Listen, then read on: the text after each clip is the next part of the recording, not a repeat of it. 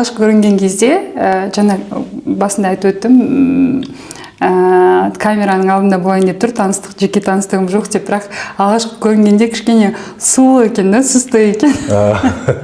Мінезіңіз негізі қатал ма? Әсіресе қыз балаға солай көрінеді. Жоқ, мінезім ондай қатал емес.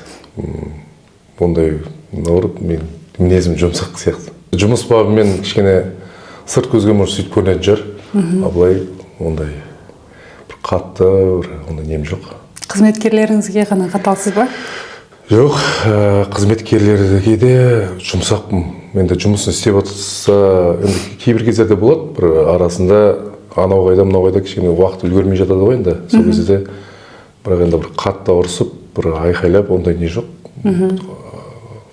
Жеңіл түрмен бір түсіндіргенде өзім. Қатты ашуланғанда не істейсіз? Қатты ашуланған кезде ондай бір тек қана ескерту жасайсыз? Иә, ескерту жасап, жаңағы берген тапсырманы тезірек жеткізіп беріңдер, или болмаса жасап беріңіздер деген сияқты сондай бір. Деп ойлайсыз өзіңіз туралы.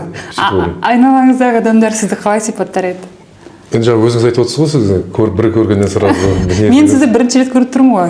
Сіз туралы сізді білетін, жалпы сізде күнделікті жұмыс істесіп жүрген аға бауыр немесе қалай сипаттайды? Көбісі ойлайды, сіз ойлаған сияқты ойлайды. Мен негізі суық, бір қатты деп, одан кейін сөйлесе келе, одан кейін айтады, негізі қарапайым екенсіз ғой. Қарапайым екенсіз ғой. Бастапқыда ойлаған кезде бір суық, бір қатал адам деп ойлайтын біз. Бірақ ондай емеспін мен. Сіз кәсіп иесі болсаңыз, және сіздің бизнесіңізге жарнама керек болса, немесе контент продюсердің көмегі қажет болса, Instagram парақшама өтіп маған жаза аласыз. Сіз бизнес иесі ретінде жақсы білесіз, бүгінгі таңда диджитал промасыз бизнестің алға жүруі мүмкін емес дерлік. Менің бұқаралық ақпарат құралдардағы 10 жылдан астам маркетинг пен пиардағы, оның ішіндегі диджитал маркетингтегі 4 жылдан астам тәжірибем сізге кепілдік бере алады. Ендеше Инстаграмда директте сізді күтемін.